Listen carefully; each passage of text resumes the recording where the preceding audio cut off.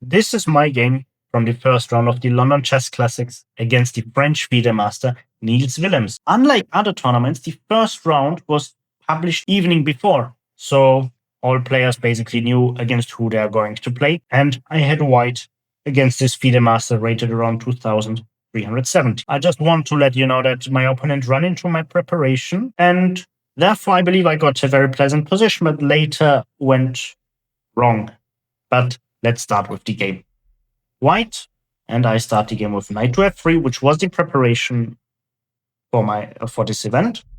Knight to f6, g3, c5, bishop to g2, knight c6, white castles, black plays e5, and I had prepared this variation here d3 and here e4. This position is something I had a couple of months earlier in the second Bundesliga in the first round against Fabian Matt. Here, in the mentioned game, black went d4, and then I played knight a3, if I'm not mistaken, and I won a very short and beautiful game. I was very lucky, I believe. So black took in this game on e4. I have to take back. And this is basically a King's Indian with colors reversed, so white is a tempo up. Now, black exchanges. I place bishop to g4, putting pressure on this pinned knight, but also on c2. Why? For illustration purposes, let's just say white plays h3. The bishop takes, and now comes knight to d4 with a very unpleasant double attack against the pawn on c2 and the knight on f3. This is not good for white. White is already worse here. Therefore, not pawn h3, but knight a3, defending this pawn and also developing the knight. The knight might go to c4 or even b5. Later on, bishop e7 was played, and this is very unusual. Usually, knight to d4, and after knight to d4, there is rook to d3, defending this knight a second time.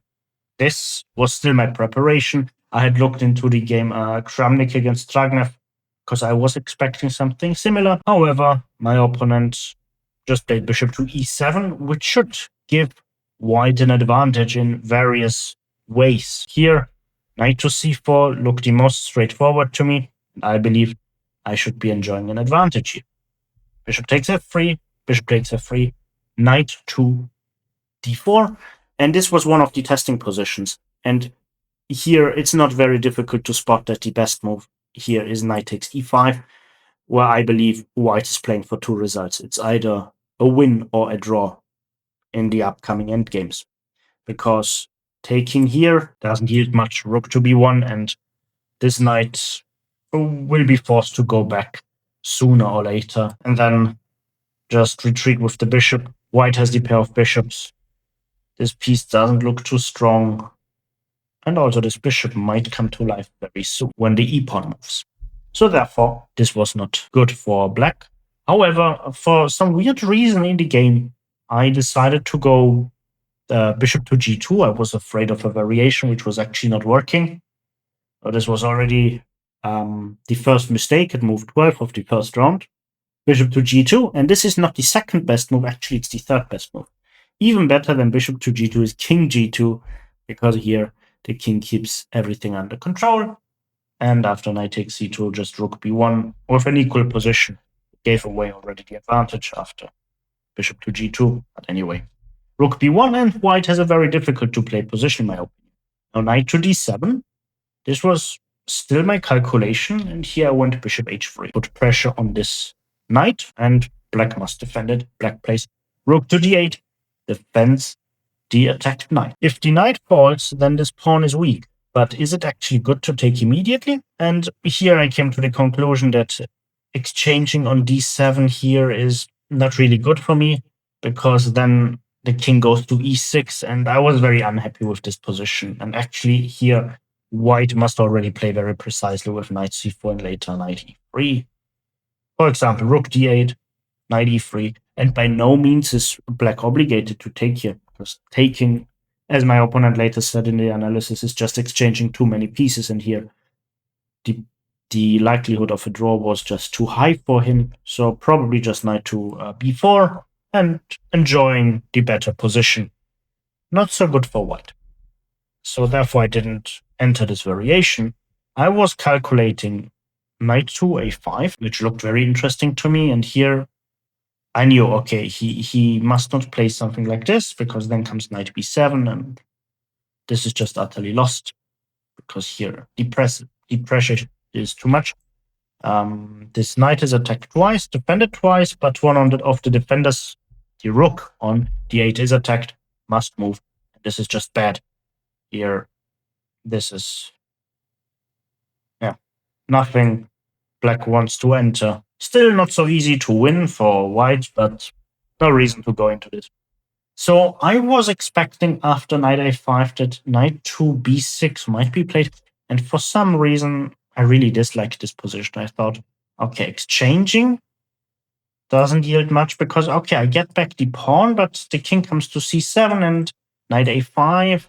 This square is controlled by the knight, and I was very unhappy with this position. I thought, for example, rook to d8. What do I do with this bishop? And to be honest, I completely missed bishop to g4, which almost looks necessary to keep the balance. A very unpleasant position, in my opinion. So let's go. However, a knight to a5 had probably been one of the better tries. I instead played f4. I wanted to prove that I have dynamic compensation for the pawn I have lost. So I played f4. And my opponent played a very interesting move, which I hadn't considered at all. Knight to d4. And here, to be honest, I was thinking about stuff like king to f1. So to get out of these potential checks, which looked unpleasant to me. Here I was afraid of stuff like f6. I was expecting. I thought here, okay, I'm a pawn down. I have some compensation, but probably not enough. I was very unhappy about this position. But as we will see, this had probably been still better than what was about to come. So I played bishop to e3. And after e takes f4, this is another position I mentioned in the sum up video of the London Chess Classics Open, my event, so my games. And here, believe it or not, taking with the pawn here is not precise. One must take with the bishop, which is very counterintuitive, because I believe that one of the reasons white has compensation for the pawn is the pair of bishops. Here I was afraid of this variation, but actually this is not as bad for white.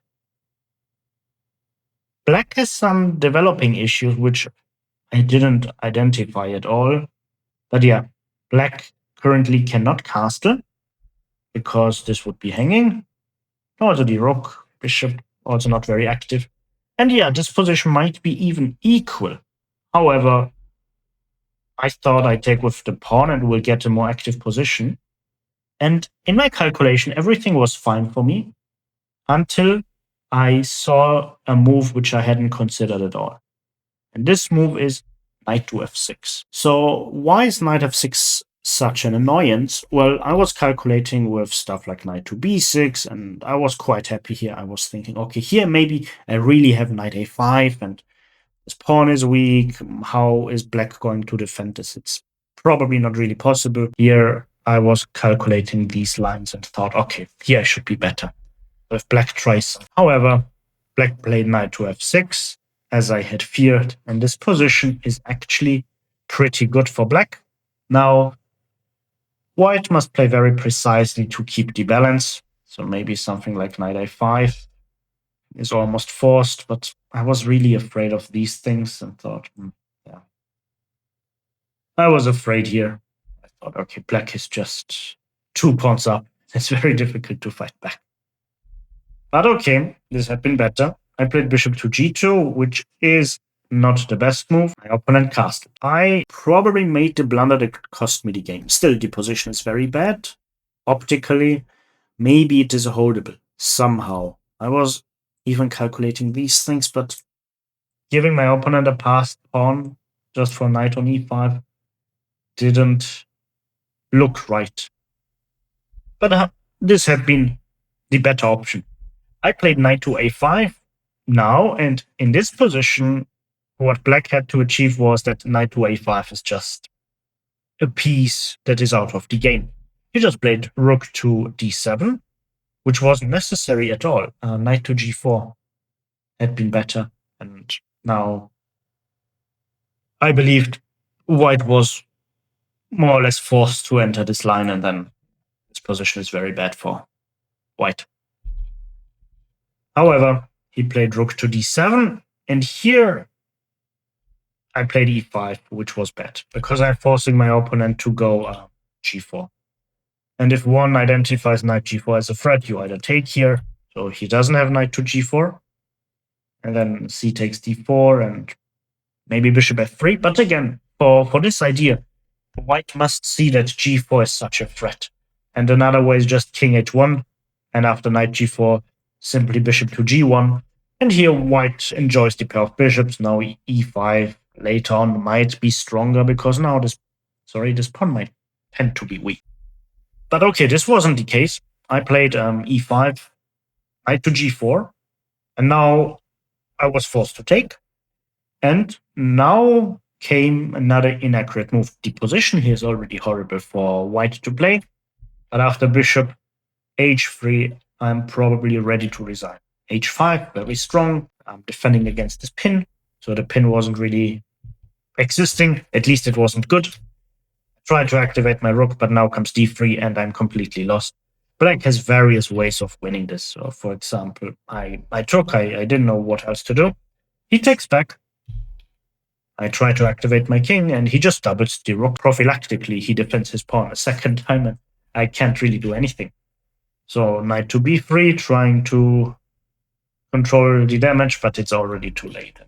Everybody knew that this game is basically lost. f6, e5, and here f6 was a move I was fearing, because I was thinking this is very strong. Actually, also f5 is super strong.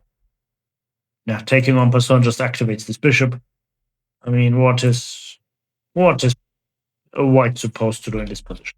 However, I think f6, pawn f6 might be even stronger. Why? Because taking here, black can take with the bishop or with the pawn. Also with the pawn looks pretty promising. But okay, let's go back to the game. e6, and this pawn is just to be collected after rook d6. And I didn't play f5, because then just rook d5, and the f5 pawn is also falling. So I played rook to c3. An interesting moment, because now black literally has a ton of winning moves. I was expecting f5, to be honest. Don't touch the pawn, with the idea of just going g5, and after bishop takes g5. Black has already two passed pawns, namely this one and this one. So very bad for me. He played b6. I still cannot do much, so I went back with my knight to c1. Pawn to d2, knight to b3, and now f5. And as you can see, I cannot really move. I don't have anything to do here. Bishop f6, pawn e7. We just played a couple of moves, but we both knew this is completely lost. Here, yeah, just bishop f6. Another pawn is going to be lost, and I lost this game. What is quite funny is that this game was a live transmitted game on a DGT board. Whenever I was supposed to play on a DGT board, something happened. The electronics wasn't working. The guy in charge of the transmission was sick. So this was my first game that was broadcasted in not real time. I think they had a 15 minutes delay. Yeah, and still a very bad one. But where were the mistakes? So first of all, the most annoying thing, I believe, was here after knight to d4, when I simply ignored that knight takes e5 gives me a huge advantage because of this variation. Where the pawns are equal, white just has a better position. White's pieces are just better. White has the pair of bishops. So instead, I went into this position where I'm a pawn down for whatever reason. Actually, what is quite interesting was that here in this position, after knight c4, I was planning to take on e5. I don't know what interrupted my thinking or which crazy ideas I had, but yeah, going bishop g2 here was probably one of the ways to give away the entire advantage. So what do you think about this game? Losing in the first round is always not so pleasant. However, I'm actually used to performing bad in the first 2 or 3 games. And also, what do you think about the game? Let me know, and see you for the video of round 2.